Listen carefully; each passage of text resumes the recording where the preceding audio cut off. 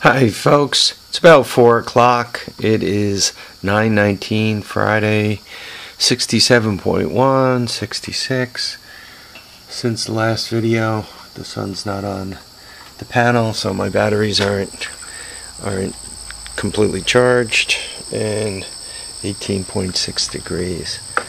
Just a quick video. A while ago, I don't know, a week or two ago, I picked up that free tub of crap.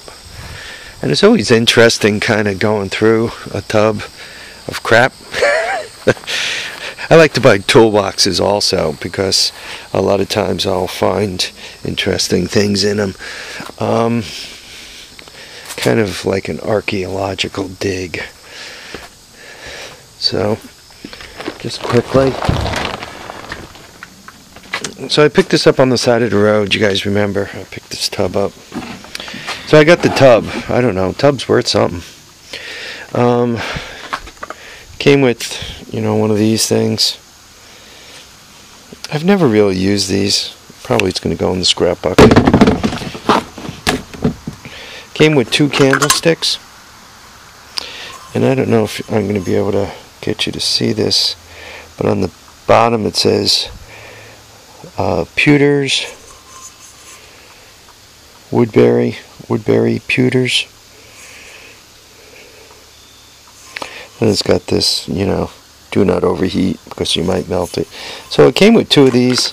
I don't know what pewter's worth per pound. Probably what I'll do is I'll ask the wife if she wants them first. If not, I'll probably take them in for scrap. So, that's some of the other scrap that came, that little, I don't know, brass fitting and the shower head. So, scrap. In the box also, it came with a bunch of wire nuts and a bunch of electrical stuff, a couple of outlets, switches, dimmer, box, cord connect. And I think the person who owned this might have had a reason, might have been an electrician, or maybe he installed cables or something, because the number things. By the way, guys, these are really handy if you're taking things apart and you're trying to number them so you can figure out what order they go back together in. I had one guy I worked with, he was so anal retentive. If he worked on your car, he would put one of these numbers on every bolt he took out. And then, he knew exactly where they went because he took them out in a certain order and put them back in a certain order. So anyway, that was his gig. Yeah, it's just, assorted electrical stuff.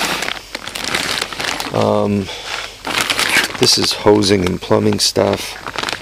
I don't know what I'm going to do with them. I just tossed that whole bag. I just wanted to sort it out. The wire nuts I told you about. Then it came with like 3 extension cords. This one is one without ground, and 2 of these green ones with grounds. Came with I always call these blind boxes, where you have one wire that goes into a box and is blind. I don't know. Sometimes, folks that are, like, let's say you have an outlet and now you're putting in stove in front of it. The stove is portable, but you can't just terminate the wires in the wall. All electrical terminations, according to code, you need to be able to get to them. So you're not supposed to just, once again, put a couple of wire nuts on it and then the wire in the wall. That's not considered proper. You're supposed to terminate all wires in a box.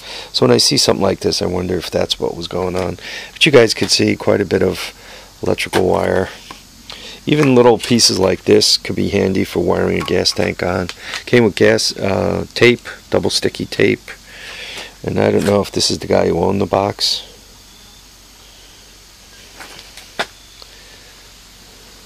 I don't know, is it focusing? Yeah, that's not bad. Lubrication engineer. A lot of times when there's a lubrication engineer with a P.O. box, that's a guy kind of running a business out of his house. He really doesn't have an office type gig. So And this is some cable TV cable. Probably this should just go in for scrap also. So that's what I got. Once again, a freebie roadside pickup.